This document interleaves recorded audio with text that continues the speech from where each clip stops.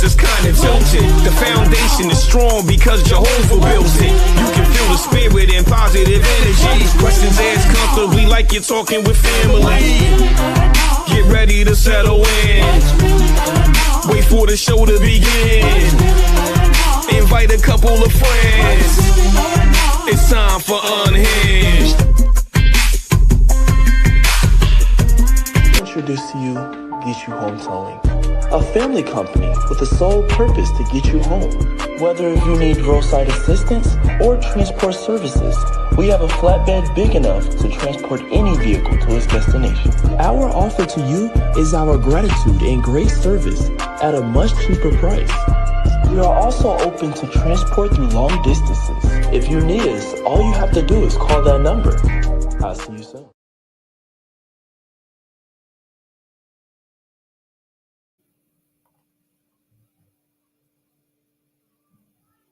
How y'all doing? Y'all all right? I mean, what's really going on?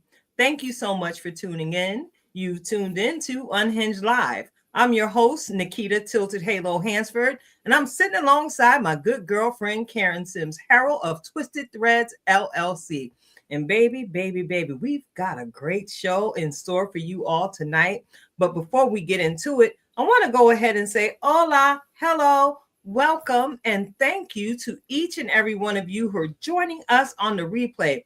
We hope you enjoy tonight's conversation. And judging from the energy coming from our guest who's waiting for us backstage right now, this show is going to be filled with shenanigans. All right. So before we get into it, of course, we're going to do things a little bit differently on tonight. I want to go ahead and ask my good girlfriend, Karen Sims Harrell, how you doing, sis? How you doing?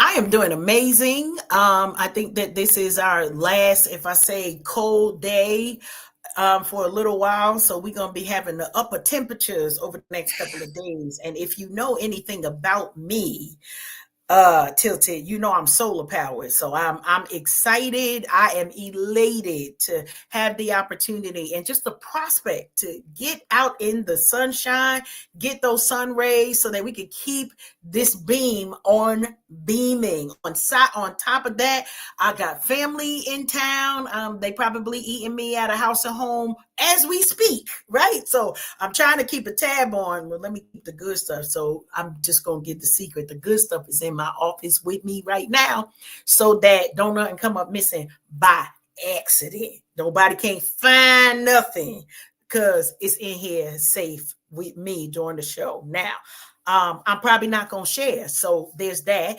I told y'all earlier in another live that I was working on kindness, but we didn't get to the sharing part for my stuff yet, but it's safe and sound in here with me.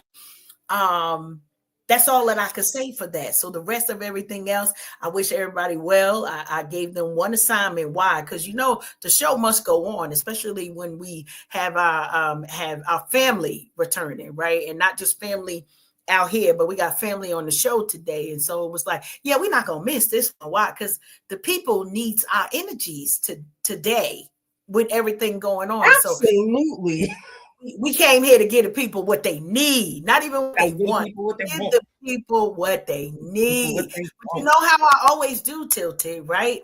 I appreciate you checking on me. Nobody don't check on me like you check on me. And I checked on you earlier today. I think that was today. That might have been yesterday. I honestly do not remember what day it was.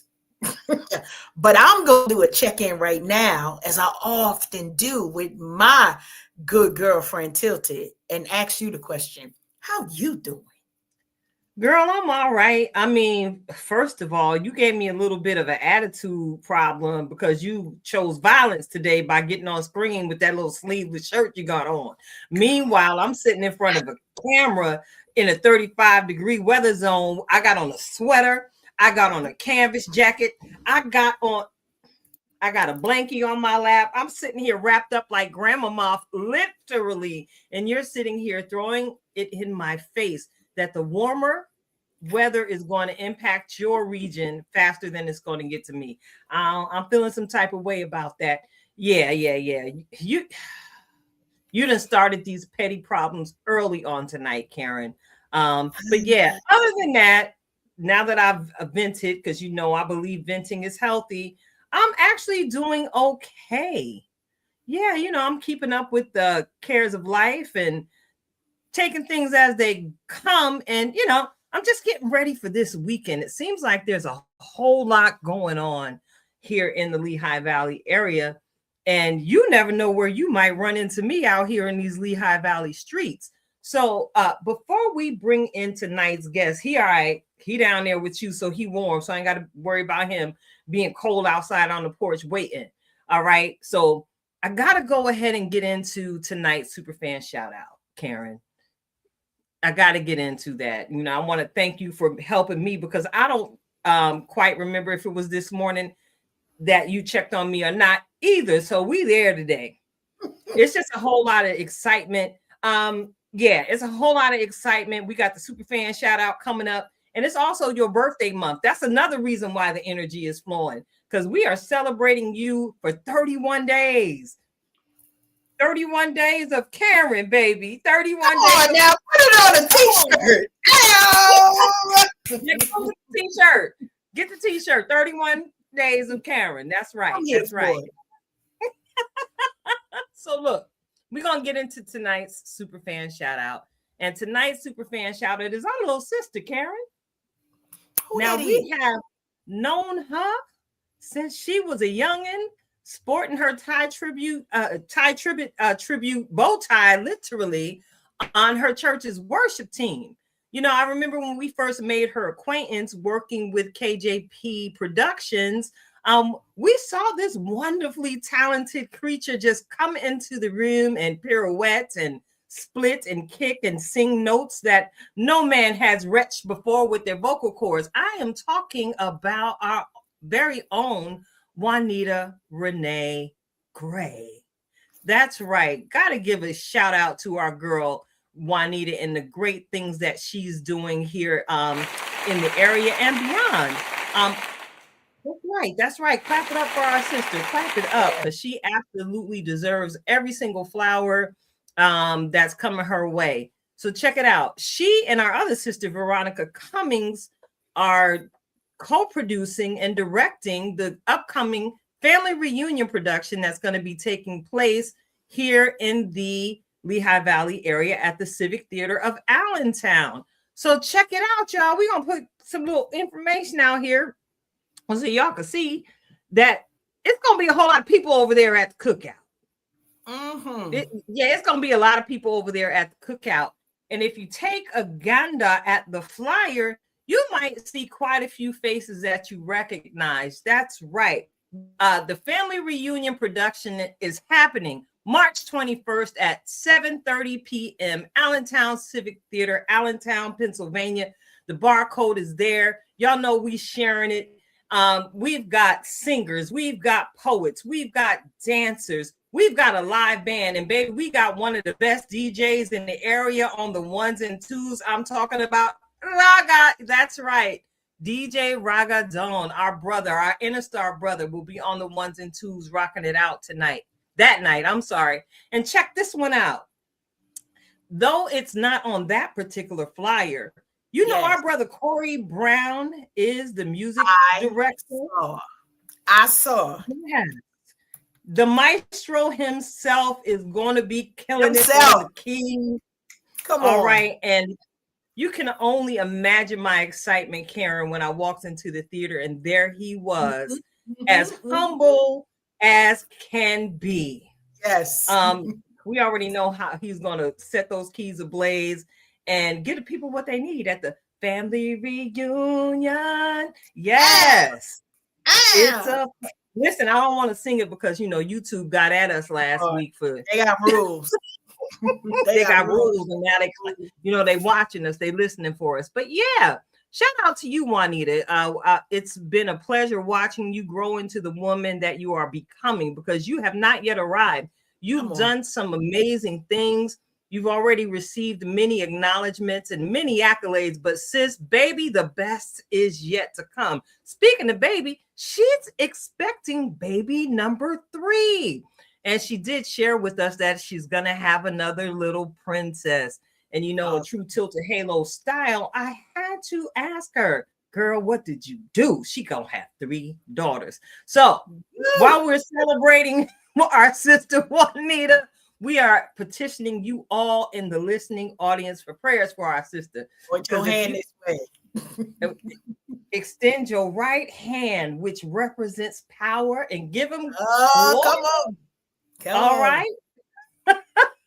Now, you know, Tilted, I'm gonna put my church finger up because it's I gotta speak a little on the interlude that I know you are expecting with the Corey Brown. So I'm gonna say that, you know, when I saw the version of Flyers and I saw your picture and I said, oh, there go my bestie, she doing it out there in those Lehigh Valley streets. And then I saw the Mr.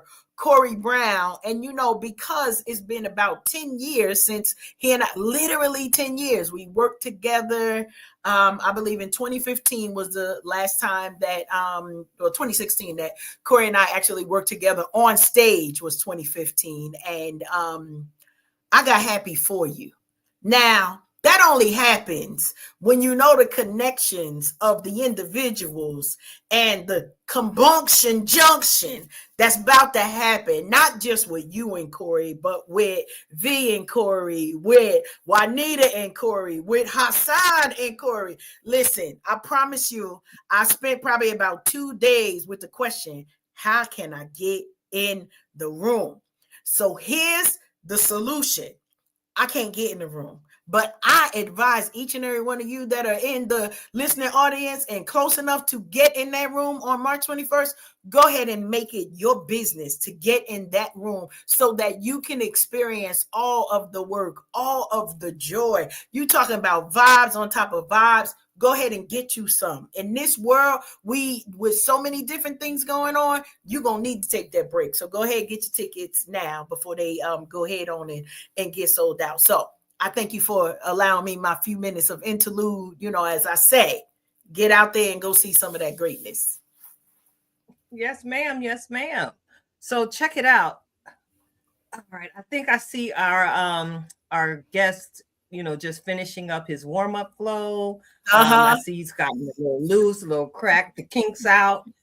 He's doing his thing. I mean, not for nothing. He got this chain around his neck, y'all. He needs to do some exercises. That thing looked like it got a little bit of weight on it. So listen, like I already said, y'all, we're going to do things on the platform tonight just a little bit differently as we welcome our family, our mentor, our coach, our girl. If you don't get this done right now, I'm talking about our brother, Rasheem. What's happening? I like to call him Peter, but you know, Karen be looking at me crazy. We in the building. What's happening, y'all? Welcome back. Welcome back.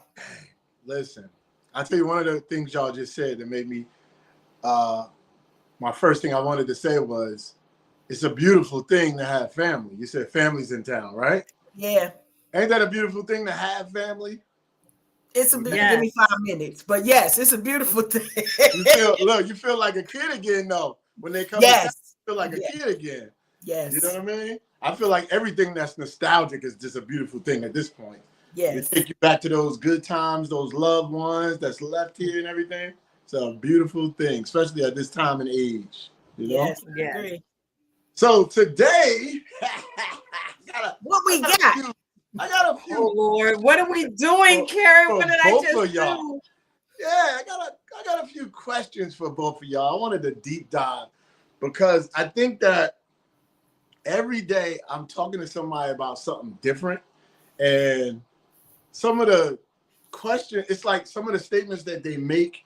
I'll ask one question like "bow," and they go, "I'm gone. I ain't even think of that. You know what I mean? And I like that. I like having those moments where, you know, like reflections of purpose, you know, and things that are unhinged, you know what I'm saying? Like, I like that, you know what I'm saying? That's what it is. So tonight on y'all show, I have a few questions for the queens. Okay. I got a few questions for the queens. All right, we're going to jump into this. Look, I'm even joining the eyeglass club with y'all tonight. Oh. Yeah. I'm just saying, right? Because look, the font on this paper right here is a little different. You know what I'm saying? Right. Mm-hmm. Okay, so one question is, are you emotionally available to your family or just financially responsible? Ooh. See, now you're getting in our business, because I promise you, Tilton and I just had this conversation about 2 Saturdays ago. Like, literally. Wow. I am both selectively. Okay. I'm gonna say there are layers to that question, and this came up in the conversation, and kind of piggybacking off of what Tilted said about being both selectively, right? So we are past the age of raising children. And one of the points of conversation we mentioned is that in earlier years, we were so busy focusing on the financial responsibility for our families. Maybe sometimes we miss the mark on the emotional availability. But I'm going to tell you now, in the space where I am, and because I get to choose, right? I get to, them kids grown, okay? Shout out to Danielle. My oldest, her birthday was yesterday. Do not ask me how old she is, because it is none of my business anymore. How many years she been on this earth? All I can say is we both survived. But now I get to pour in and have some of that emotional availability in a larger quantity for my grandchildren, right? And I can dish it out to my children a little bit more, because we took the time to kind of focus on doing the things we needed to do during their formative years. And now I get to say yes or no to being financially responsible in their lives, and in the lives of the rest of my family. No, because I never say I don't have it. This is a line that I learned from Tilted. My money is on assignment.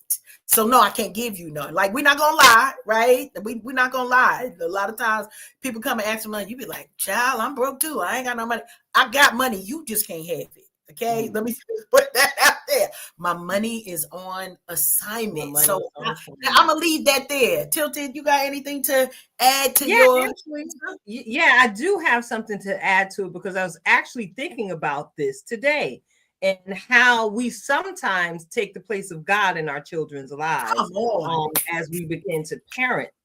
And I was like, wow. And this actually came from something you said in that conversation, Karen. Sometimes we do play God. And then I'm like, woo, am I a narcissist? No, that's not it. We've just been in the habit of taking care of what God entrusted us with so well that it's sometimes hard to separate the responsibility financially and emotionally. They muddy together because we just naturally love our children the way we do. So now I moved into the position of, okay, now I got to move out and be like God in my children's life. We call on him when we need him, right? And that relationship develops over time. Sometimes we got to give our kids space, especially with them being adults. Sometimes we've got to give them the space to say and come to us when they need to really tap into what it is they know we have to offer, as opposed to just volunteering what we know and trying to impose what we think they need to get the help or to change the situation that they're standing in. That's kind of like the way God has handled us individually. You know, if we don't acknowledge him in all of our ways, meaning our good, our bad, and our ugly, if we don't acknowledge him in all of that, is it fair for us to go to God only when we need something? True that. So yeah, that's I'm gonna end it on that. Huh? I said, wow. That was a good first question. Wow. Yes, it was. Thank you. Here's another question. We're gonna move on. We're gonna go deeper. Tell the world what it feels like to be a Black woman. All my life I had to fight. I had to fight my brothers. I had to fight my uncles. A black child ain't safe in a... Let me stop.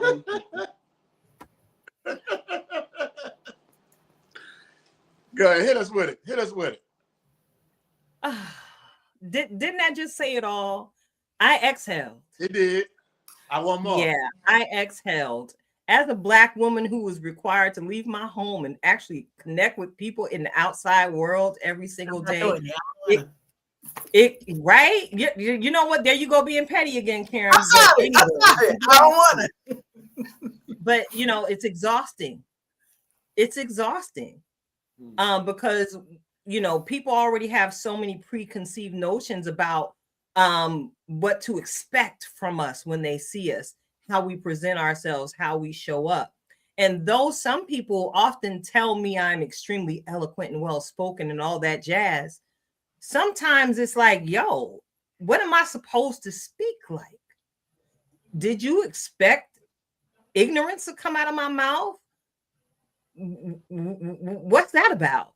That's exhausting. Even though I'm just being who I am, if I step outside of that, people don't know how to take me just being regular old Keita, and Keita is lit. I'm the bomb. When I step outside of, you know, having to be that person instructing or teaching or, you know, that girl, right. What is the expectation and why? That can be tiring, man. Yeah. You know, not to be allowed to be 100% of yourself. I do my best not to code switch, and I really don't. You know, I use the broken English in the office. I don't even care. But it's like, how many instances do I really truly get to do that? Sis be tired. Sis be tired. I love this question. What is it like to be a Black woman? I don't like calling myself Black girl magic because I'm not magical, although there may be certain things that are a little mystical. Maybe you don't understand. And you know, Rasheem, this came from a conversation that you and I had, and it was me saying, it's not an ego thing. I am dope. Right? Like, I'm a high level of dopeness, but I'm also the blueprint. I don't mean me, Karen. I mean us as Black women. We are the blueprint from a lot of things in the world, but the world is not used to our voices. They're not used to our style. They're not used to our grace. They're not even used to the way that we love, right? We hear songs about grandma's hands, right? They used to do this, they used to do that. Well, guess what? Mimi's hands is still doing some things, but we understand that, you know, biblically, and my dad used to say this all the time, don't throw your pearl to swine. And it's not to say that people are not worth it, but some of y'all not. I can't say it another way. There is brilliance that we bring when we step into the room. But here's the thing. As I second what my sister has said, it is tiring because we don't often get fortified. We don't often get the opportunities to be poured back into in the way that we can receive it, right? So we hear people talking about love language. What is your replenishment language that you're able to say, all right, listen, I poured out as a Black woman. I done did my Wonder Woman swirl. I did all of the things. Now I'm going to put my, I don't know if it's Linda Carter. We're going to find a Black version, Diane Carroll version down, and not be the superhero right now. You hear many Black women talking about, we want the soft life. I say it often. I'm not signing up for struggle. I know that it comes and we will handle it. Do not sign me up for struggle. Now, I recognize that I'm one of God's strongest soldiers. I get it. But me and the Lord talk about, Lord, if you could skip me with this one, I appreciate it. Because, you know, I had did the last 10 hard ones. So if I could just get one soft one, I really appreciate that. To be a Black woman sometimes is to be underappreciated. But you know what we do? Find you a Black woman, right? And you doing something fly. What they gonna give you? Extra energy. You looking fly, what we say? Shoes. Okay, shoes. Come through hair.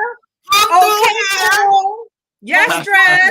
We coming through and we fortifying the nation. So when I say we're the blueprint because we are dope, we don't keep our dopeness to ourselves. We gonna lift you up in a way that you didn't even know. Somebody gonna be like, shoes? She talking to me? My shoe? And then they skipping and hopping all the day long because can't nobody do it quite like us, right? Now, it's a lot of dope people in the world. We're not taking that from y'all. But we have to be able to be celebrated and replenished so that we can bring more greatness in the world. But love that question, sir. Okay, I got another one. He full of them. So what is the ultimate form of appreciation shown to you? Ooh. Thank you. Thank you. I'm the yay. Just to thank hear you. thank Just the word thank you? I'm gonna say this. This is this, I don't hear it enough. Okay. I do too much and I don't hear thank you enough.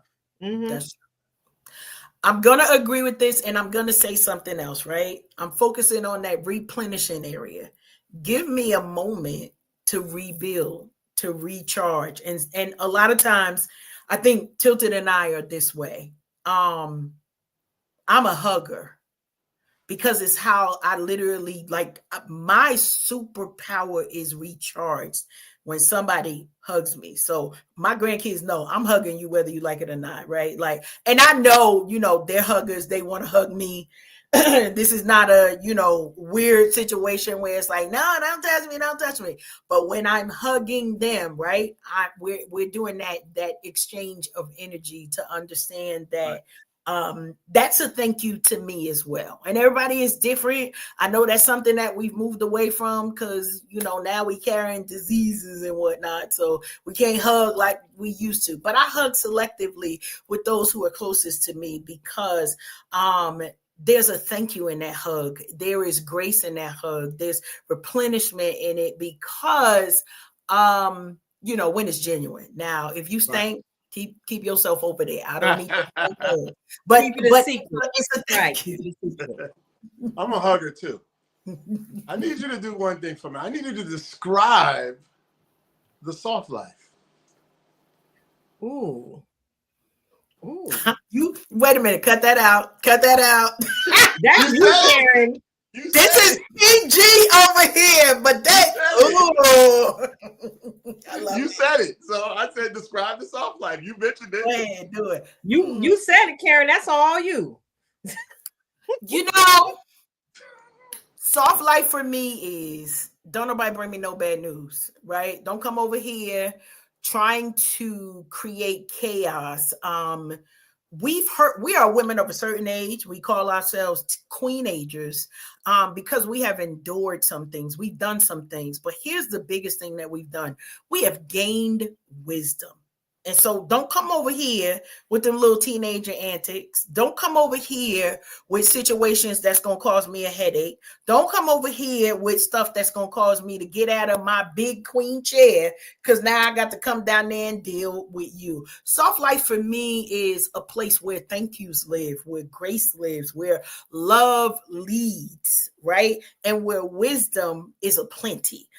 Because when we are wise, we learn that there are multiple ways to do things, but we don't have to choose the struggle, right? I said that to you earlier. Pick one struggle. Pick one struggle. We're not struggling in every area of our life, right? So if I got a struggle in the marriage, that means my money is good, my mind is straight, my job is doing good. If the kids acting crazy, listen, y'all not bringing all that struggle over here. So soft life to me is I've done the work to not only be a soft place for folks to land, but to also find a soft place to land, whether life gets hard or not. So I don't know if that's like the actual definition of it, but I see that as a soft life, right? Don't bring me no bad news. Don't bring me in my Mary J. Blige and my MJB voice, no more drama, right? We here for the good vibes and to be able to share love, not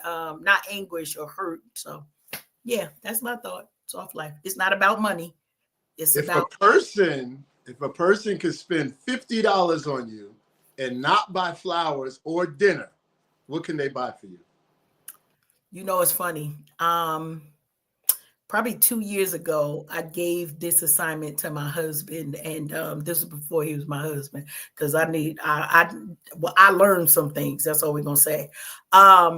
His assignment, and it was during my birthday. It was in February, and I said, for 60 days, you have to show me appreciation, and you can't spend a dime. You can't spend. Listen, when I go hard, y'all know. Now, listen. 10 minutes after I said it, I realized my birthday month was in it, so we needed a repeat. He's like, "You said it. You said it. Wait a minute. But I said it, and I stuck to it. He didn't. He gave a reprieve for the birthday, but this is the thing, right? We are so used to people. We're so used to equating love with dollars. We're so used to equating care with what somebody spends that we forget the assignment of love is free. It's free to love me. That means take me on a trip to the park, right? Like, don't give me the money. Spend the money on some gas so we can get somewhere. Take me to the water, right? Always the number one answer, because those who know that's where the exchange happens for me. But take me to the water. Show me what you think about me. So in that time, he wrote me a letter. It's somewhere in here. I found it a year ago. He wrote me a letter about what his thoughts were for me. It was small things.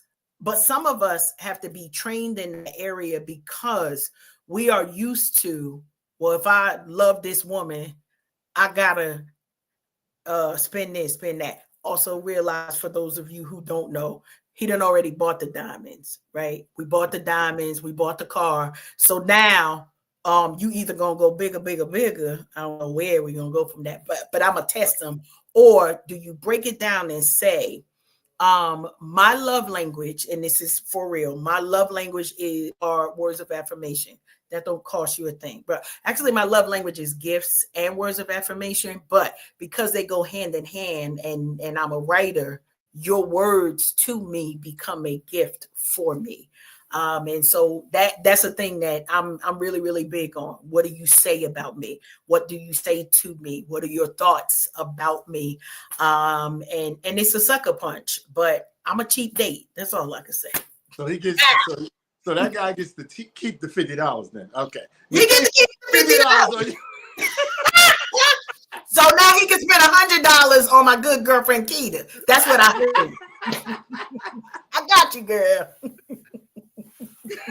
That's what it is. That's what it is. So I guess what, same question? Yes. Well, the question is $50. How could they spend it? Now, yes. I'm gonna let, if dude wants to spend the money on me, I like good lotion, okay? And my lotion be costing $20 a bottle. You got to drive to the little spot in Philly to find me what I want. If you do that for me, that shows your intention, your thoughtfulness, that you've been paying attention to my details. Karen, what lotion is this? Is this Victoria's Secret? What is this? No, this ain't even no Victoria's Secret. I buy this at a shop in Philly called Yadane, and it's all sourced, all natural products. It's the Islam Brothers. It's from the sisters from the nation. Okay, I use that good stuff, baby. It's pure. Okay. It's pure. I like good lotion, and I have been known to just hop in my car and drive down to Philly and just stock up. I was good this winter. Notice I wasn't complaining too much about being ashy this year, right? I stocked up. I was ready before the season got here. The only thing I needed to do to top off my mango shea butter lotion, okay? That's what I'm talking about. Shea butter. That's that mango shea, baby. Okay. Okay. You know. So look, okay, if you can answer, both of y'all answer, what is one thing that you would say makes you happy?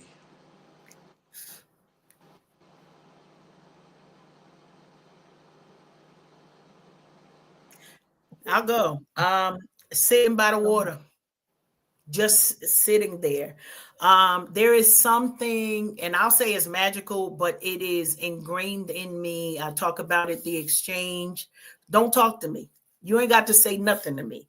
Let me sit at the water and wander in the awe of the water. Like there's something that happens to me there. I'm a even nicer version of myself, Sheen. That's all I can say for that. I am sweet. I am the softest version of me. You I'm watered down. I'm literally watered down. I promise you, I Lord, she am. done turned herself into some Coke 45. Lord. I'm watered down, but because I'm a person who, first of all, I'm a Pisces.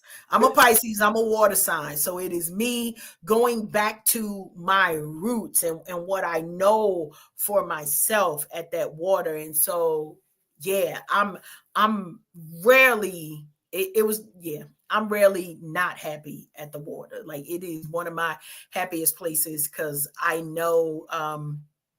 I just have a fullness of who I am there. And then me makes me happy, right? Like the awe of what God is showing me about me, through me, for me makes me happy in that space. So thank you.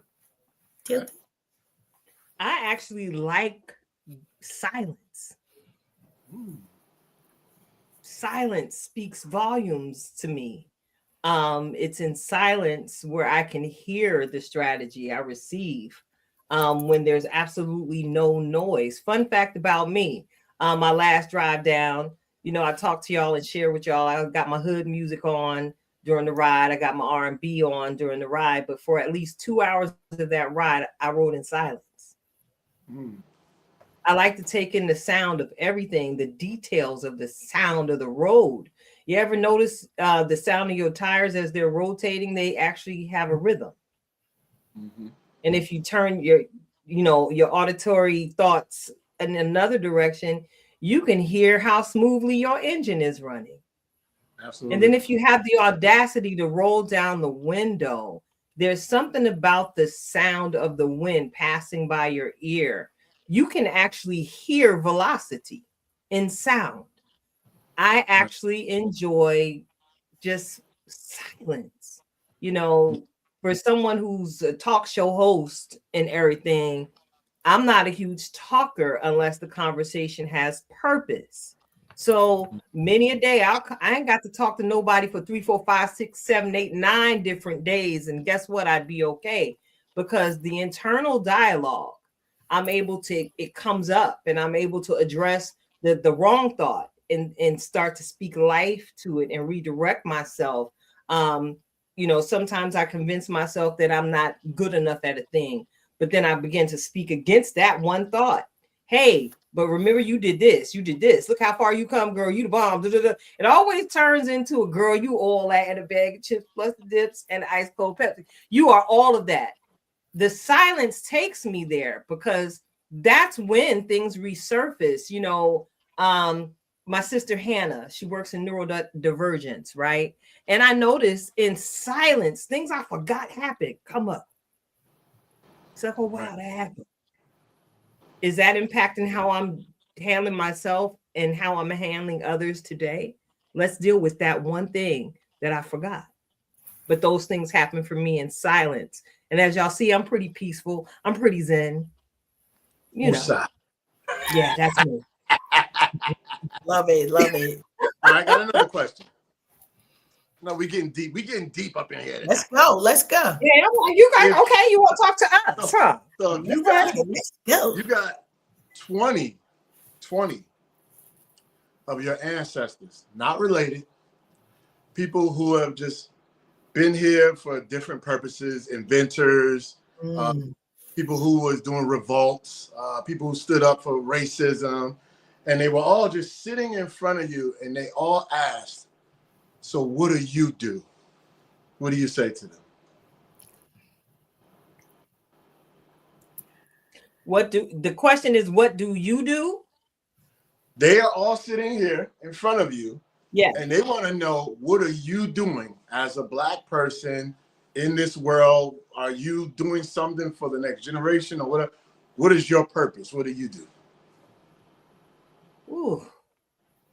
My purpose at this elevation in my life, because I realize every round goes higher and higher. And I had told y'all back at Thanksgiving, I'm a soul in transition. I'm ascending double nickels. I'm ascending 55. I'm very aware that my purpose right now has been to this point is, again, like Karen said, being a blueprint to the younger generations behind me. In particular, to the younger generations behind me who have lived and experienced foster care.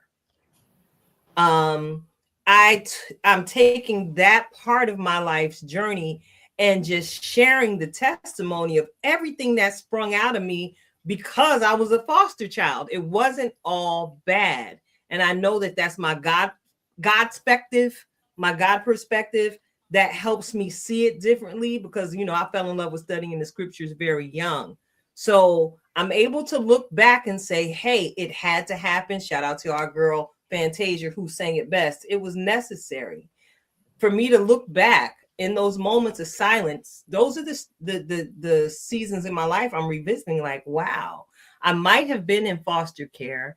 However, and she's now my ancestor, Mama Franklin. Mama Dorothy was that African-American woman who was also an educated woman, who was also an Eastern Star, who was also the first Black woman I was in close proximity with, who was an entrepreneur. She had multiple businesses. So having that, it impacted me clearly. But yeah, my purpose is to give back. And I know she was a young woman who left Southern Alabama, Jim Crow, all of that. She was a fair-skinned woman who some could say could actually pass because, passing was a thing. But her story, it aligned and collided with mine and brought me into my purpose. Right now, we changing lives like little Black girl. The one that they saying got the nappy hair. Look at me, sweetheart. You're beautiful. You just don't see it yet. Yes, that hurt. But if you tap into your higher power, God can take that pain and turn it into a purpose. And if you really hold on to that, God can help you turn that thing, what the devil meant for evil, and work for your good. That is my purpose, to remind people that God is always with you. God is for you. He is more than the world against you, because I promise you, I had the world against me, but I hope I'm making my ancestors proud. I know my mother's on the other side cheering me on as well. Baby, we finna tell this story because it wasn't bad. There was good.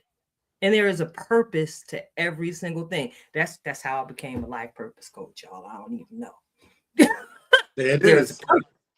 It's the purpose. Mm-hmm. I love it. I love it. One of the things that come to mind when you ask the question, what am I doing? I'm thriving. I remember we used to go into the supermarket, and yes, it's going to be a joke. And they'd be like, well, do you want to feed the hungry? I am right now. When I'm shopping right now, I'm feeding the hungry, right? It's like how to help poor people. Don't be one. I don't know. So I want to mirror, and I think my answer to those ancestors would be, I'm building on the foundation that you left. I'm trying my best not to squander the opportunities that you opened the door for me for. And I'm encouraging other people to take those broad steps and wide strokes so that we can reach further, farther, better, stronger, all of those things. And understanding that my past is not just a blueprint for me and my family, but it's for those other single mothers, those other teenagers that dealt with some things. I recall just like literally having a conversation with my grown children about some things that I encountered. And they were like, oh my goodness, Ma, your story could be a Lifetime movie. Honey, my story could be a Lifetime channel. Okay. I'm not talking about one movie. We got stories on stories on stories. Episodes. How that part, episodes on how we overcame every obstacle, and it wasn't by ourselves, right? Shout out to you know him as 14K, my brother Andre, aka Goddaddy to my oldest child. And I remember saying to him, you know, oh, God brought me over and got me through all of these things. And he was like, no, sis, I need to correct you, right? Because you had to make the decisions that yielded a positive impact on your family, right? God gave you the choice. You still had to choose. And so in my answer to our ancestors, I would let them know I'm choosing life. I'm choosing joy, right? I'm choosing to make sure that the wins that I experience also leave breadcrumbs, not just for me and mine, but for the next generation. Why? Because I want, and I would say this all the time with the work that I did in DEI, it never was about me. It wasn't about me. It was about, I'm gonna bust this door down for my grandbabies, because if I don't open the door for anybody else but for the 55 grandchildren that I have, that's enough. But to know that every door that I walk through, whether somebody decided that they want to close it, okay, now it's your fault. And you'll ask me, what do you mean it's your fault? Now we gotta find another way. Okay, so that means your glass gonna be broke. That means all of the safeguards that you're trying to put. I just wanted to go through the door. We gonna make it. We're going to get to the other side. That's what our Harriets taught us. That's what our Malcolms taught us. That's what our Martins taught us, right? That's what our Mayas taught us. That's what we're learning right now. When we see entrepreneurs like Tyler Perry and those particular folks, I don't even know the people who bring in the production company to North New Jersey, right? Somebody said, we're going to bust all this down. Don't care what it takes. We're going to get to the win. And so that tenacity is what I'm bringing to our current generation, not only to remind them and encourage them we could do it, but I tell you, well, okay, we ain't going to say that. I'm encouraging them. That's all we're going to say. I'm encouraging them, because sometimes we got to take a little bit of that Martin and a little bit of that Malcolm and merge it, right? By any means necessary, I'm going to love y'all to greatness. There you go. I like that. That's cool right there. That's pretty cool. All right, well, I done asked a bunch of questions. You know what I'm saying? So I'm just saying. But y'all got some questions? Yeah, well, I want to flip that last question back on you. Which one? If your ancestor, that same question you just asked us, you sitting in a room full of the ancestors. You got Malcolm, you got Martin, you got Nat, you got all of them. Okay, Alex Haley, even Picasso. I could speak to different genres of ancestors, just to help broaden your answer, because I'm speaking to everything that comes up out of you. So yeah, same question to you, Mr. Pugh. Okay. Well, it's funny because I feel like I carry them with me every day in everything that I do. Even when I think one of the things that I kind of took for granted and really wasn't paying attention to was the tow truck business. When I first started doing the tow truck business, of course it was about, hey, this makes money. Let me try this. You know what I mean? Buy a truck, do my own thing, blah, blah, blah, blah. But then I chose the name Get You Home Towing. And then I recognized that I was doing a service by helping people get home, right? But then that became something deeper when I met the old lady, somebody's grandma. And when I saw the 17-year-old Black girl stuck on the side of the highway. And then when I saw the brother, his car went down in a ditch. And then I saw the girl who crashed into the tree, and she's 16 years old, and her parents running, and they're like, oh my God, I'm so happy you got her. When I seen that I'm this Black man smiling, saying, you all right? And I'm big, and I got weapons in case any craziness is out there. And I'm making sure that these people are safe, especially in a world where people are snatching people. And especially in a world where they're snatching young girls. And I see the fear in their face even when I'm pulling up. And I say, hey, you good? You all right? You okay? All right. Well, get in the truck, have a seat. I'm gonna deal with the car. And they go, okay. And they get on the phone. They're on the phone. And they stay on the phone as long as they will. Look, I'm going to get you home. You good. You in good hands. And I saw it was like I didn't realize how impactful that was until and many of the listeners won't realize how impactful that is until they stuck on the side of the road and it's dark. Okay. And it's in a town that they might call a sundown town, or it's so dark on the street that it's a farm on this side, farm on that side. You can't see in front or back of you, and your battery about to die in that car. Woo. You know what I'm saying? It gets real. I did a video one time where I said this video is called Conversations with God. It's like when I'm in that tow truck and I got all the lights and everything going. When I go down them black roads, let me tell you something. It's so black I wouldn't want to be stuck in the tow truck. You know what I mean? Okay. So I can imagine a person in the car. So that's just one thing that I'm proud of. I'm proud of the lyrics that I write, the messages that I put in the music that encourages, that uplifts. I'm proud of my nonprofit that has put a lot of people in films and different programs. And I mean, even whenever we would do a casting call and you see 80 people show up, and I always wanted to be in something like this. It was in my back of my head. I dreamed it, but I never had a chance. Well, here's your chance. Boom. Express yourself.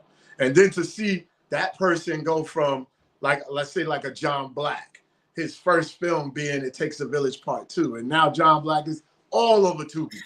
Shout out to all John. over Tubi. He's everywhere, you know? And there's a few other actors that, man, I feel like the Spike Lee in this area. But and when I look at that, by just saying Spike Lee, look at all of the opportunities he created for the people he put on. And I would say to my what's the guy name? What's his Robeson? Paul Robeson? Yes, Paul Robeson. That's an ancestor. Yes. He would be proud of that. You know what I'm saying? That's okay, true. You helping some of my theater people, you know, stuff like that. Then mentoring the youth, especially the troubled ones. Sitting there telling them my story. All right, when I was 17, I got locked up. I was facing 25 years. And I decided at that moment, you know, I better change my life and pursue my dreams. Some people hear that story and they go, wow, okay. And they look at that and say, okay, you're successful. And I say, wait, I'm not successful until I finish raising these 4 boys and this daughter. You see what I'm saying? I'm still pouring out into them. And I want to see them become adults and grown, and they have their success. And, you know, the success ain't just money. Of course, it's family, love, all that good stuff. So I have a lot to share with my ancestors because I really feel like one of their bloods is still in my blood, and it pumps every day. And when I see certain things, it just make me like roused up, you know? Even when I see, we were looking at the war today, and I said, you know, just imagine there was a time where the white man was at war and said, we can't win this war unless we recruit some black people. But we got to give them incentive. Well, let's tell them that we're free to slaves if they do that.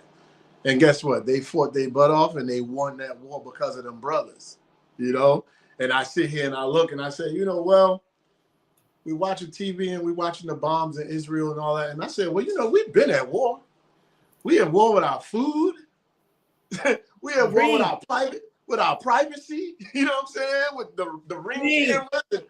I mean, it's a camera on every corner, taping everywhere we go. We've been tracked by our cell phone. We've been at war. We at war when we get pulled over by the cops. We don't know what's going to happen next, you know? And then in my case, when you get behind my car, it says, this is a concealed carrier. And he's also a master mason. So when you go to his door, you better have your hand on your gun because he has a gun in that car. So depending on what side of the bed that cop woke up on, it could be my last day or his. You never know. But that's a war that's in our mind constantly. And every day when I went to school today and I told my daughter, hey, give me your hand. She said, Mom, don't let me walk with her hand. I said, I don't care what your mama do. I'm holding your hand. You get what I'm saying? I said, and the reality is this. They snatching kids. I saw a video where the mother was holding a baby's hand, walking out of Walmart. And this guy was walking in Walmart. He bent down and grabbed the child while the mother was still holding onto the child. And then they struggled out of frame. And they said that different people came in and tackled him down and he got arrested. But think about the balls that this guy had to have. I'm going to take the baby while she holding the baby. Like, to me, that person, it's like bring the death thing back. Because this person just needs to die. They no respect for nothing. They don't need to be here. Why have so many people that don't value life alive? All right. Don't want to be here. Don't be here. You know what I'm saying? But don't try to make what you describe by the water as a beautiful place into a massacre place, into a place where people scared to go to the water because you out there shooting everybody on the beach. Right. I mean, like, come on, what we doing? You know? And then another thing is, I know I'm ranting, but I'm going in. That's the ancestors. I told y'all. So flow, brother, flow. You know, and it's a thing where I feel like there is no way on the planet Earth that we should be victims of anything anymore. If you're a victim today, you ain't paid attention. You haven't been paying attention. If you don't have a concealed license, guess what? You might have a felony. Get your daughter to get one. Get your son to get the cousin. Somebody get it. So when y'all in the car together, there's something to protect the life the guy gave you. He gave you one.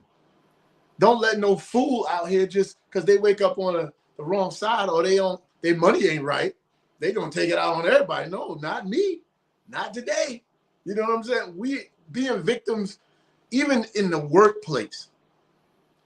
If you're a victim in your workplace, you haven't paid attention.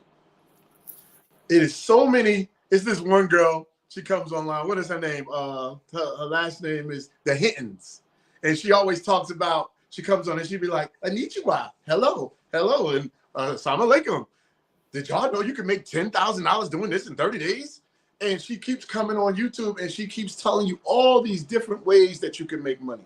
So yeah, it's nothing wrong with having a job. You want the job, keep the job. But if somebody disrespect you at that job, if somebody sexually assault you at that job, don't stay there. Get up out of there. You're going to survive. God provides. You know what I mean? Pay attention to all these different new ways that's coming up for you to make money and take advantage of them. Oh, like yes. we look at the young people. Young people, it's so funny because a lot of us older people in our 50s and older, we look at these young people and be like, they have no clue or whatever. But the reality is they see more opportunities than we saw, and they're going for it, and they have no worries about failing. And you have to admire that because they ain't worried. You worry more than them. You saying, well, how they gonna pay the rent at the end of the month? And you see them, they over there like, how you gonna pay your rent? Did you save your rent money? No, I was thinking I was gonna work about it. Yes, I'm about to DoorDash. And then they pay the rent with DoorDash. And you was worrying for nothing. They done figured it out. You know what I mean? How to create that stress-free life, that soft life. Look, they $50. That sound like the party life. That sound like the party life. Yeah, that's a life of freedom for real. Right. So that was just all of that was just to answer the ancestor questions. Sorry, that just it's all good, ancestor. But here's the deal: you're sitting here with one of the media moguls of the area, and I got a little thought for what's really going on. Hey. As you were speaking, you were talking about how the young child was almost snatched from their mama right there in Walmart. So with everything going on in the world, right? We see that we're at war. And so many of the commentators online are sharing the thought that this was the hugest way possible, the hugest way ever to distract from the Epstein files, right? Mm-hmm. So part of the Epstein files recently revealed that Life Touch Photos, the CEO, the owner of that particular company, had a huge, was mentioned quite a bit in the Epstein files. And you know how my little tilted brain gets to work, and my first thought was like, oh my God. They took millions. Every child's name, address, telephone number, mama name, age, date of birth, and they plugged it into a database. Wow. So they know who to mail these photos to. You know, you got the picture ID associated with the number on the packet that they signed. Took it one step further. I'm like, wow. So that means if your parents didn't have like all of the money to pay for the largest package, because back in the day, I think the $100 package, you was balling because you had extra pictures and everybody in your whole cipher get a picture of you that year. But a lot of parents couldn't afford to pay for those photo packages, right? So many students just went and got the free ones that came just because you showed up for school picture day to be included in the yearbook and in the class photo. I shared that thought to say, I wonder if that's how they even index the children whose information they were able to obtain through the Life Touch photo packages. Can we have a conversation about my thought on this? Get into it. I see you over there shaking your head, Rasheem. You getting your Stevie Wonder in it. You riding with me, riding. Listen, let me say this. A lot of people want to join clubs until they see the fine print. It's a lot of clubs out here that do a lot of stuff. We just get the surface when we talk about people who go to college and they join fraternities and sororities, right? The hazing process that everybody talk about. It was lawsuits. It was all kinds of stuff. One sorority put their finger in the guy. I mean, it's a lot of different assault stuff happening. Fraternity. Right? Well, as you go up the ranks and you go into these bigger groups, more private groups, a lot more stuff happens. And it's been happening for a long time. I literally just saw the other day where they said they was going through different countries of how many children are missing each year. And they said over 400,000 kids a year in America get snatched, get missing. That tells me 400,000. So I have to say to myself, where are the parents at? What were they doing? And is it from parents? Guilford County, when I was working with these youth at one point, they had over 600 kids in the system. Over 600 kids in the system. And a lot of these kids were in foster homes. And you have to ask yourself, are foster kids getting missing? Is it daycares? Is it the high schools? I mean, what is it? Is it because somehow you can't steal certain kids from certain places? That's right. You just can't. You know what I mean? Because somebody's eyes is always on them kids. And you can't get it. Like if you go into projects and all these mamas in the windows and cousins outside playing, the boys standing over there selling drugs, try to go steal a kid right there in front of them. Just try it. You'll be dead before you get out the parking lot. You ain't making it off the block. You get what I'm saying? You're not making it. So then they go to these suburban areas. Okay, then it's kind of like Malcolm X said. He said, all y'all want to be over there till y'all get over there and see what happened to you. That's right. See how they treat you over there. You know what I'm saying? And it's just one of those things where I made a post and I was angry because I saw that video. And I said on my post, I said, everybody go get a concealed license. And I said, if you see somebody trying to steal a kid, just shoot. That's all. Just shoot. And, and I'm not condoning violence, but are we going to sit here and let 500,000 kids get missing in front of our face? If somebody do that in front of me, they're going to have a bad day. That's my kids say, oh, dad going to say you're going to have a bad day. You're going to have a bad day. You know what I mean? Because it should not be accepted. You got countries that if you steal something, they cutting your hand off. It could be a piece of fruit. You know what I mean? You got guys where if they rape somebody, they're cutting off their private parts. So now you got to walk around with a bag to use the bathroom forever because of what you've done. I mean, there has to be more than just going to a prison, getting into a fight, and staying comfy for 20, 30 years and come out with your weight up or gray hair and all that. Now you in the old folks' home living off Social Security that everybody else paid into. It got to be more than that. That's not enough.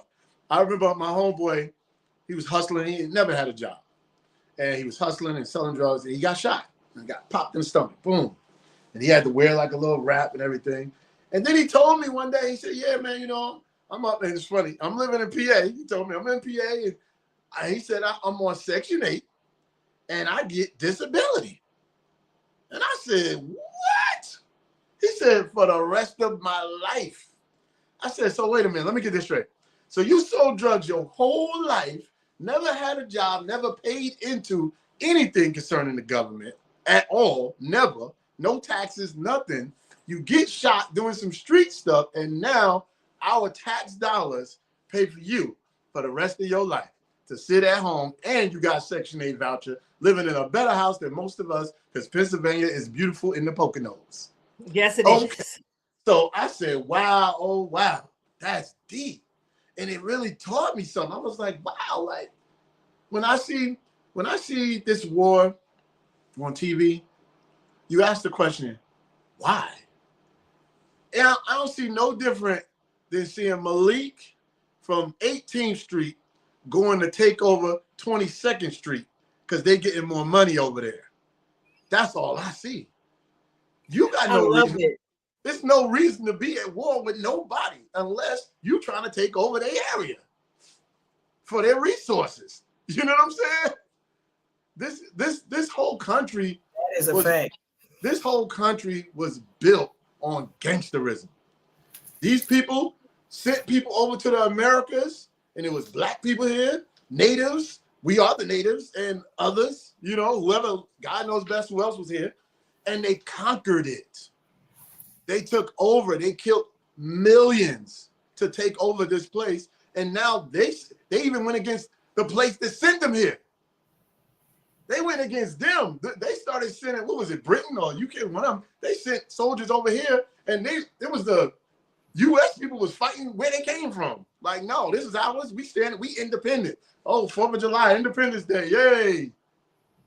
We independent gangsters.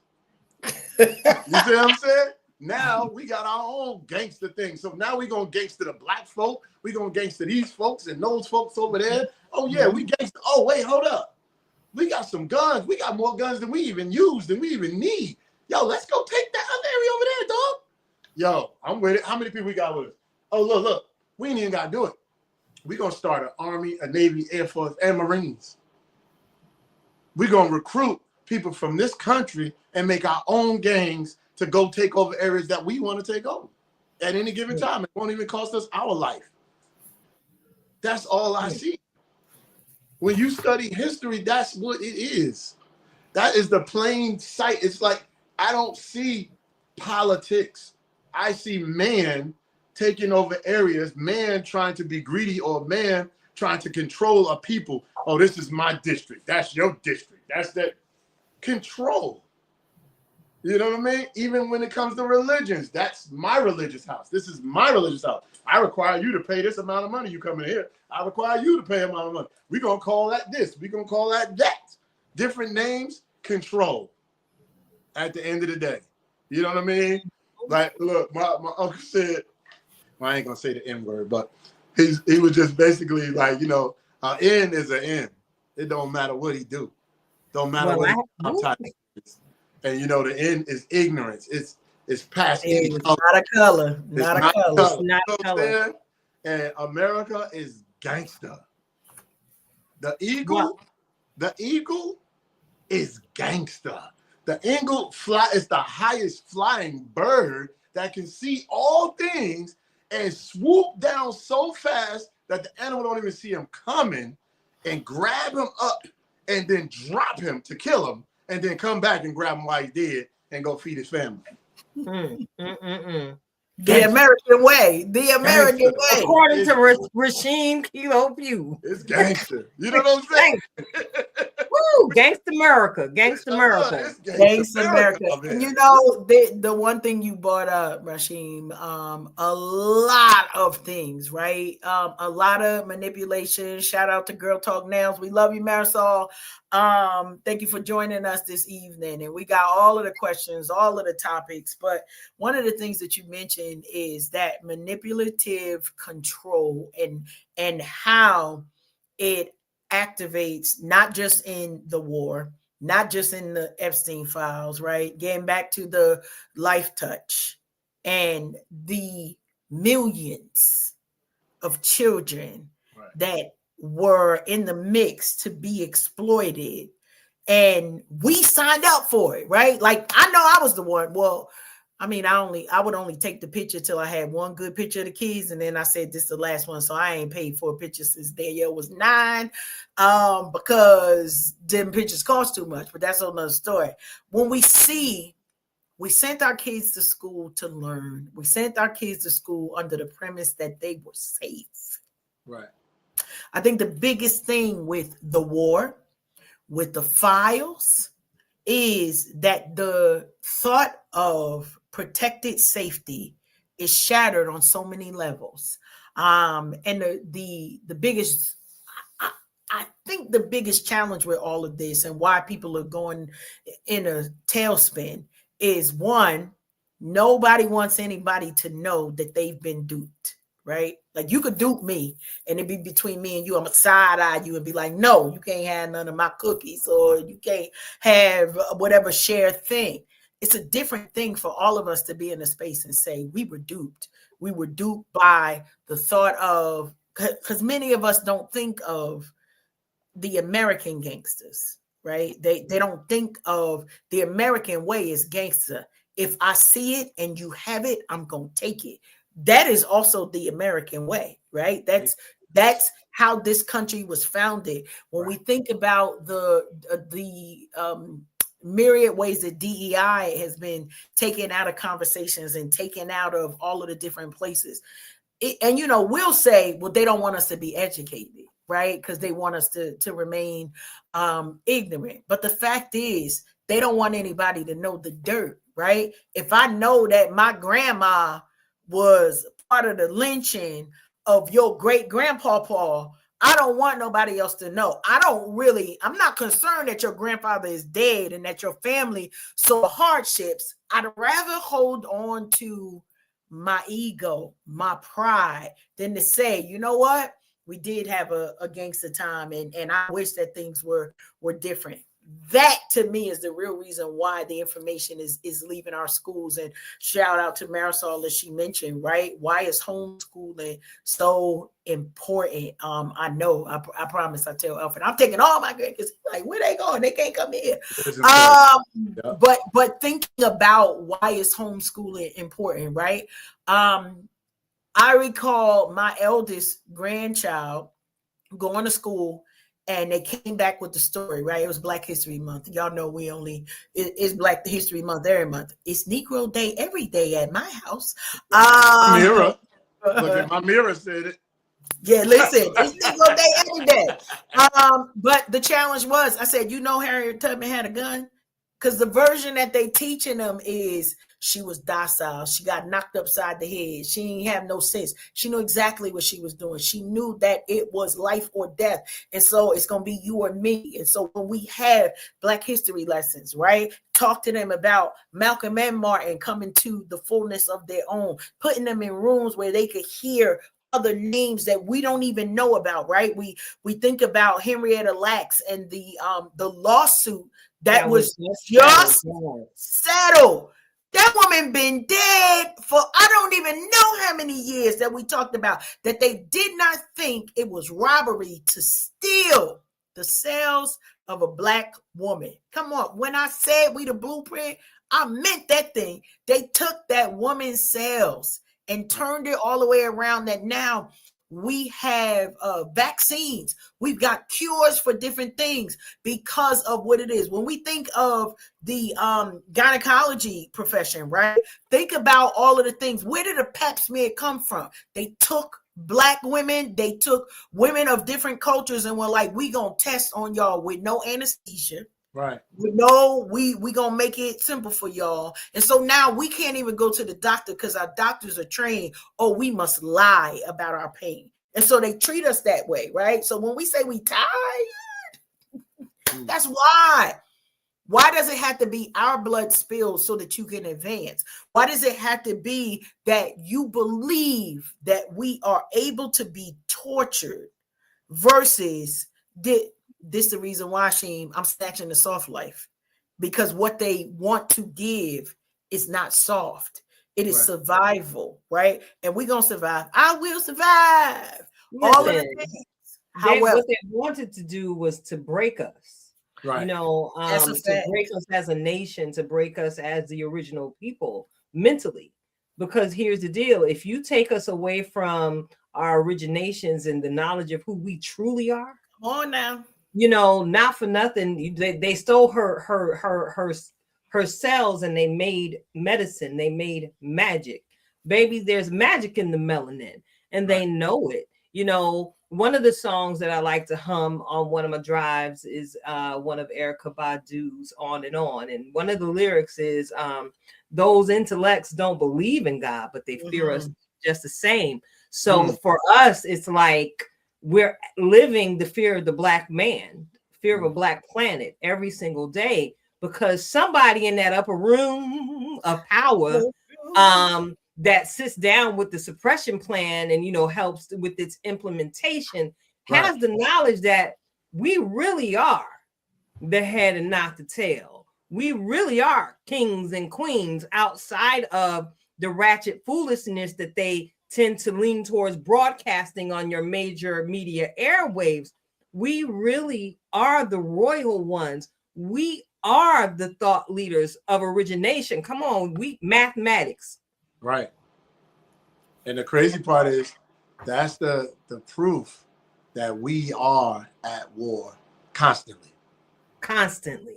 And it is bigger than just Iran, Israel, and the divided states of America. And that's why we got the ancestors right here with us. His spirit, you know what I'm saying? In the blood.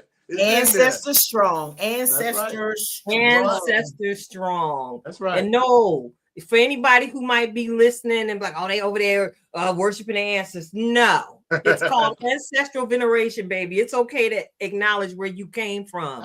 Absolutely. It is okay. You know why? You know why it's great to acknowledge the people who came before you? Because there's so many people that tell you not to.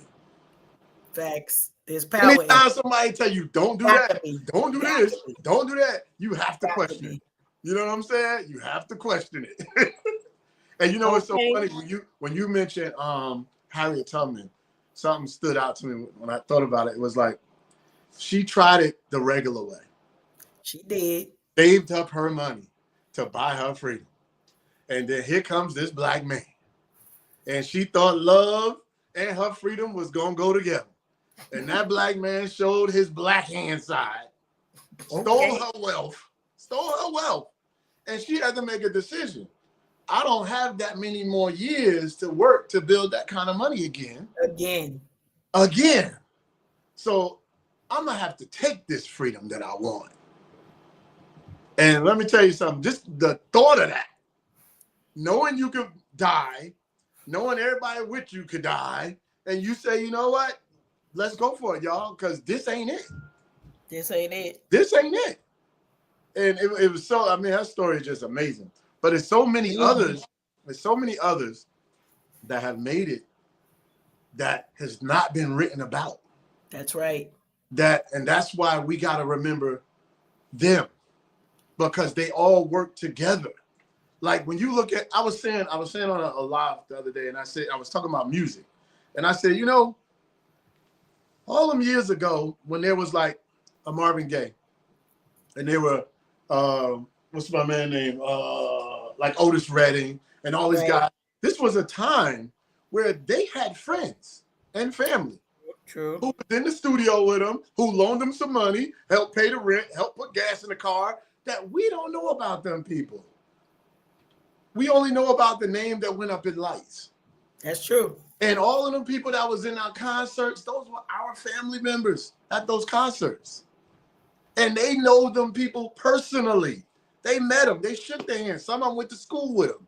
Some of them, you know what I mean? So it was amazing because I was saying, like, today is tomorrow's history. Absolutely. So today, as we all live together on this planet, we need to know each other, hug each other, talk to each other, laugh with each other. And yeah, some of us will have the names in lights and history. It won't matter because God don't care nothing about that. But guess what? We are here together. So let's make the best of this lifetime that we have together and make it strong and enjoy it and love on the generation that we can. You know what I mean? Because we tomorrow's history. You know what I mean? Words of wisdom from the Dream Coach. We love it. We love it. Yes, absolutely, absolutely. Great conversation tonight, y'all. Do they got any questions in the chat? I don't know. Marisol, I see you up there. You got any questions for RKP tonight? You got any questions for Coach Cash tonight? Anybody else out there in the listening audience? Look, hold on. Look, I got some questions over here. Uh-oh. He pulling up his glasses again. Uh-oh. There you go. He wrote a song about it. Want to hear it? Here it go. Let's see. What was the thing? Here's a question. Did you parent your children from a place of healing or from unprocessed trauma? Come on, you know the answer to that already. You know us. I'm healing now. Take me to the king. Yeah, listen. He said, I'm healing now. I'm healing right now. You know what? Because this is the thing, right? Probably 10 years ago, we didn't have a language for this, right? So I'm gonna bring this to the forefront, right? I watched the clip, and I don't know if it was on Instagram or YouTube, wherever it was. Shout out to the actor Clifton Powell, you know, the chocolate brother. And it was a all men's smile with the pretty smile. Go ahead. I'm sorry. It was an all men's table, right? And he could play a bad guy, like for real. But one of the things that he mentioned that stuck with me, and I don't know why it's just coming in my mind, but it stuck with me, was he was saying in his 60s, he just learned how to love himself, right? That means for 60 plus years, he probably was loving everybody else wrong, right? Dogging them out, doing what? I don't know his story, so allegedly, because you ain't coming for me. I got $5 and I'm keeping it. Okay, but allegedly, that was the story. And the women are, dogging them out. Oh, it's your responsibility. You need to know, take the accountability for your emotional stability.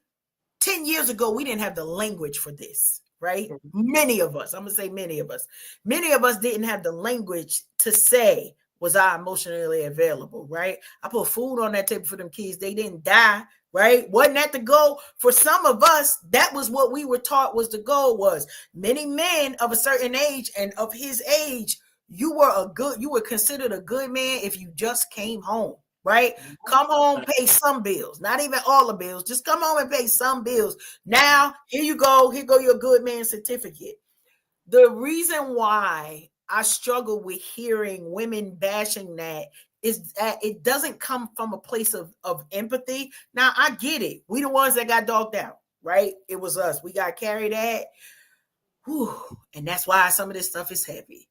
But for our Black brothers, right, they also had to carry some things that they didn't know that they were taking us out with friendly fire. They maybe. Some of y'all pimps was pimping and y'all knew what y'all was doing.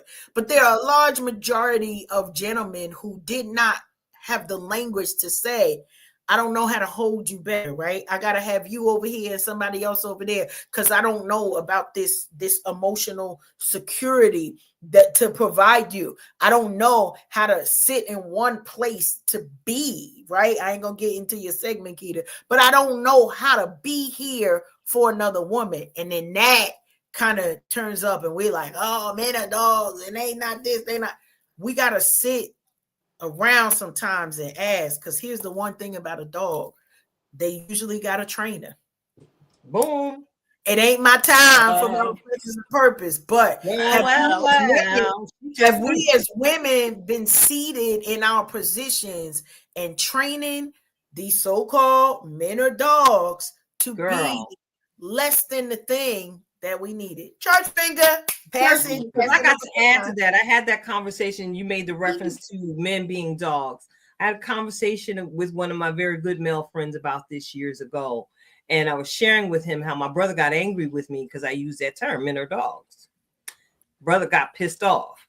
But my good friend, he said, no, you're right. All men are dogs. And that, to what you said, Karen, he said, it's just how you train your dog.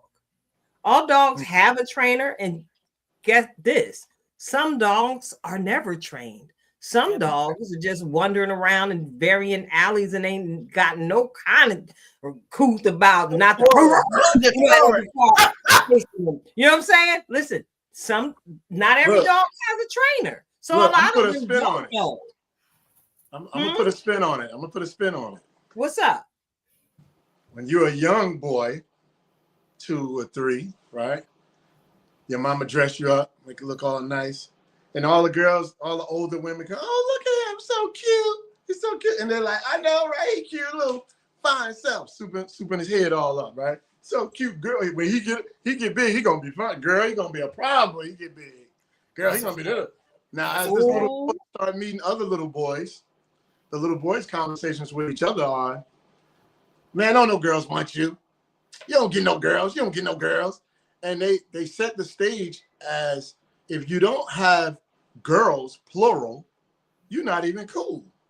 If the girls ain't looking at you, oh, you got one girl? What is that? You're not that. So now you have mama who dress and get the haircut every week and so sharp, 2 years old. Why? I don't know. You know what I mean? Braided all up, so greased up more than her head. He's so decked out. You get him locked into the looks and appearance. You got the friends saying, you got to be this, you got to, and then as you grow with that from middle school, more girls, you ain't got no girls. High school, you ain't got no girls. So now you out of high school, you a player because you was trying to be so cool to your friends. You was trying to be, but he was preaching in his screaming way. So good. He was getting it. But he don't come right back, I'm sure. He got to plug in something, I'm sure. Yes, but on the other side, still it's interesting enough. He's talking about how the mothers grew, rear the boys to be trapped into a look. It's funny because I actually experienced this in a conversation with an older gentleman recently, who said to me, I've never been the one to talk to a natural woman. Because he was always of the thought that a woman is supposed to look a certain way. Right. If they don't have the long weave, if they don't have their nails done, right.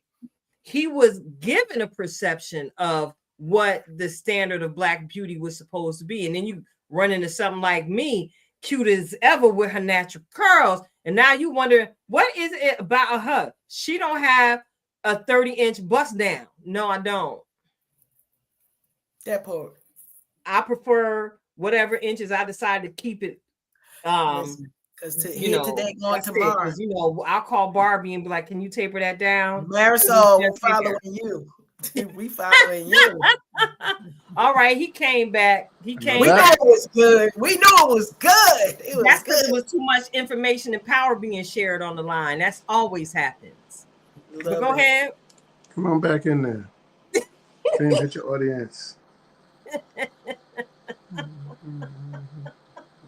You here? We see you. We hear you. We see you. Can you hear us? Nope. I don't hear. We see. Can you hear us? The phone rang. Hello. All right, I'm gonna take him off. He can give us the thumbs up when you ready. When you can hear us. Or just put them on mute. Let them be there on screen. Okay. Can you hear us? I can hear y'all. Okay. Yes, we can see you. You back. All right, there we go. Gee, Weezy. Okay. So I left off That was somebody calling my phone. And when it calls, it knocked me right off the thing. Wow. So, okay, so you got mama souping you up as a little boy. You got middle school, high school, all your friends saying you need multiple girls to be cool. Then you meet this girl, and because you got multiple girls, you break this one girl's heart. And when you break that one girl's heart, she lets you have it. She give you the truth. You a dog, you this, you that, you this, that. And you're like, but that's all I learned. That's all I learned. And what am I supposed to be? Because they told me this from the beginning. I had to be cool to have this. I followed the rule. The rule. Right. So now, like, okay, and then you got to relearn everything. I remember Malcolm said that in that movie. He said, before I can teach you anything, I have to get rid of everything you learned. Mm-hmm. We got to get rid of all the bad. And now let me give you the good. So it's interesting because, like you said, what's the name said? Clifton Powell said it when he was 60. And it's an interesting part of life how God allows you to mature and learn more as you evolve. You know what I mean? As you get older. And it's the same thing like fruit being bared. Like the tree can grow and you can't eat nothing off of it until it actually bears some good fruit, you know? It takes a while to get there. You know what I mean? It does. Go try to chew on a banana tree before the bananas get there and tell me how it tastes. That part. Marisol got a question in the comment streets, right? She's saying, is it that or is it that there's too many to choose from? So we got a lot of women out here who look at that smile on that man's face. Who will perpetuate, right? Who will perpetuate what it is. So let me tell you something. It's a lot of looks to choose from, but it's not a lot of qualities to choose from. It's not a lot of people with great moral compasses, great appreciation for even having a man in a relationship. You know, you get the girls that been single for a long time and they have to take the garbage out, hang the pictures up, fix the leak, change the flat, and then they go, man, I wish I had a man. You know, they can appreciate some of the things that some women have right now, but they just don't just supposed to be what you're supposed to do, you know? I think when people, all right, I'll tell you like this. Somebody asked me a long time ago, what keeps a good marriage? And my answer was, when my goal is to make her happy and her goal is to make me happy, we're going to be good. That's a fact. We're going to be good. You know what I mean? Because I'm going to have patience. I'm going to be like, oh, that ain't making her happy. I got to figure that out. Let me change that up. You like that? Is that better? Oh, all right, that's cool. You like that? All right, boom. And she do the same with me, we're going to be good. But as soon as a person says, you know what? I got to think about myself, it's over. It's over. It's over. In that one. Because when that person think about themselves, they are no longer thinking about you. It's a wrap. It's a rizap. It's a rizap. So check it out. Rasheem, thank you so much for taking that mic toss so gracefully tonight. You handled that. You did that. And I look forward to sitting in with you again next month, sir. Mm-hmm. You'll be back. Listen. Let me tell y'all something. Some of those questions I gave y'all, that is going to be something when I do interview each one of you individually on my podcast. The world is listening. Okay. It comes with, listen, all I'm coming with is deepness. Well, we ready with some of the answers, but check it out. I'm looking at the clock and we about to get kicked out the school because the hall monitor is down the way said, wrap that up, B. Go wrap that up. So I gotta go ahead and segue into my most favorite segment of every single show, every single week. I like some soul nourishment. I need to be watered by my Pisces friend, So check it out, y'all. Get it together and get ready to receive this week's reflection of purpose from our very own in-house certified master life coach, Coach Cash herself of Twisted Threads LLC. Coach Cash, you ready, boo? I'm ready. You listen, stay ready so we don't got to get ready. That'd be the line. So today I want to give a reminder. We talked a lot and we started at the top of the hour talking about family. And so today's title is Hold Them close. Hold them close. We see a lot of different things going on in the world. I think, our guest this evening talked a little bit about holding the hands of those children when they out and about, and understand the message that is sent when a family unit operates as a family unit is crazy out here in the world. But it's so powerful that I wanted to take the opportunity and the time, not just because my family is in the house, like literally right now, and it's a little bit too quiet, so I might be nervous. I don't know if they killed each other or if they just all getting along. I'm not really sure. But in 10 minutes or less, I'm going to find out. Hold them close, because many of our matriarchs, I'm going on 10 years of celebrating my mom's transition. And I say celebrating because there were certain lessons that I couldn't learn until she departed, until she exited this earth. And then, my goodness, the lessons that have been learned in the last 10 years. But when we are holding our family close, holding our family, those friends that are now family, right? We get to make the choices of who's within our family unit, who's within our support system, who's in our tribe. We talk about that here all the time on Unhinged. But I want to remind you, hold them close. We see the reports, right? Gas prices already going up. Ain't nothing but about somebody being greedy. We still using last week's gas. So how the gas price go up? I'm sorry. However, as those gas prices go up, make sure you hold your family close. Hold those loved ones. Our elders are getting up in age. Make sure you glean the time with them to hear the oral stories, right? The oral history that they are carrying around. I found out some things today, because it's still Black History Month, for those of y'all who don't know. 365 every day. Till this stuff wipe off, y'all gonna get all of me. Holding them close also allows you the opportunity to learn about the history that never made it into anybody's books, the names that have never been called. And some of that ancestry is right in your family. I'm preparing to take some time next week because my best friend said 31 days of Karen. So we're going to celebrate all 31. I think we got 39 to 29 more days to celebrate. And during that time, I'm going to take the opportunity to read some writings from an ancestor that is a great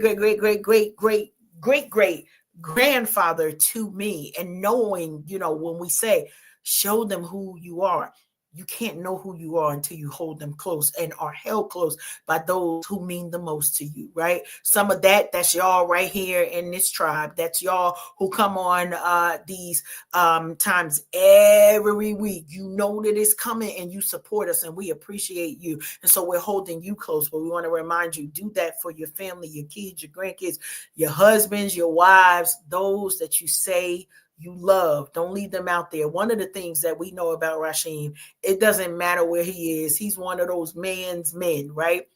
I say that in a way that he don't care who you are. He has a protector spirit. So if we somewhere, be like, okay, wait a minute, hold up. Because, if I got to cover both of y'all, that means one got to be here and one got to be there. And if it's 4 of us, that means all y'all. So we know what to do in those areas 90% of the time as tribes. But when you hold them close, you get the updated language so you can work through your trauma, so that you can work from a place of not staying in dysfunction, but a place to go from trauma to healing. And so we want to remind you, hold them close, gather the oral stories, and then meet us back here the next time we come live, because we might be needing to hear from you about your story, about the thing that you overcame, and for us to see you thriving, not just surviving. Tilted. That's all I wanted to say today. So I'm going to throw it right back at you. Hold them close. That's good. That's what's up. That's what's up. I'm trying to tell you, listen, so much has been shared. And I got to take us out with this just be outro. And I've been on a different vibe lately, and we've been bringing the scriptures back into the conversation because they're very necessary. Many of us were brought up in the foundational faiths of one of the top 3. And as I enjoy looking into the different holy books, my foundation starts at the biblications, okay, the Bible. Those scriptures took me into the Torah. They took me into the Apocrypha.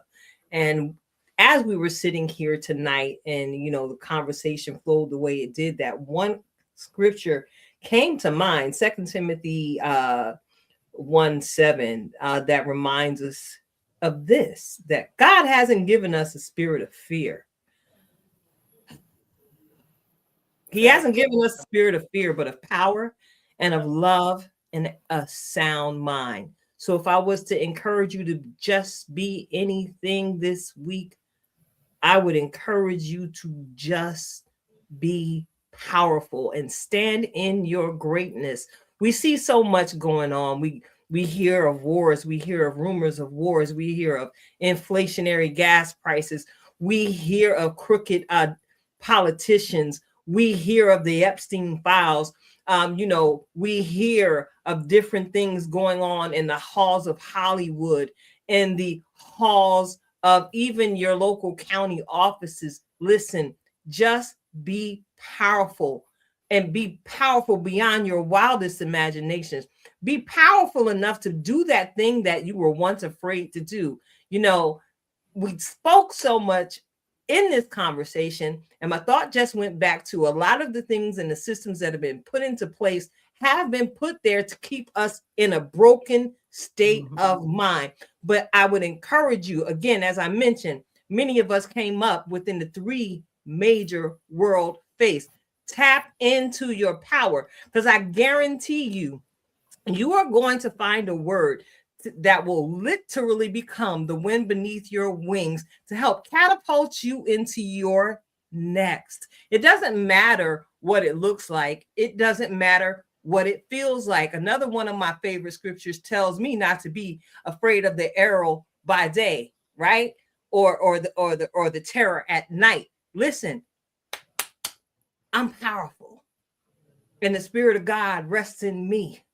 So that means I'm capable of doing anything but failing. And guess what? If I fail in my humanity and in my limited human nature, guess what? I'm going to fail forward and take the lesson and use it to repurpose it into something powerful, purposeful, and powerful at that. So stand in your power and just know that you are, because God really did create you to just be.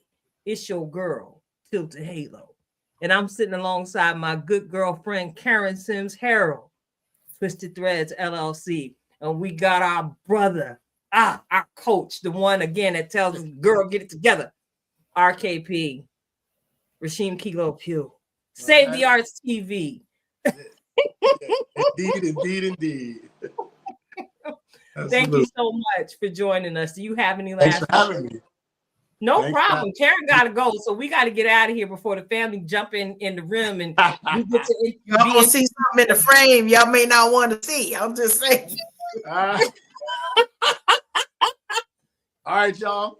I'm out. All right. Until next time, y'all. We out.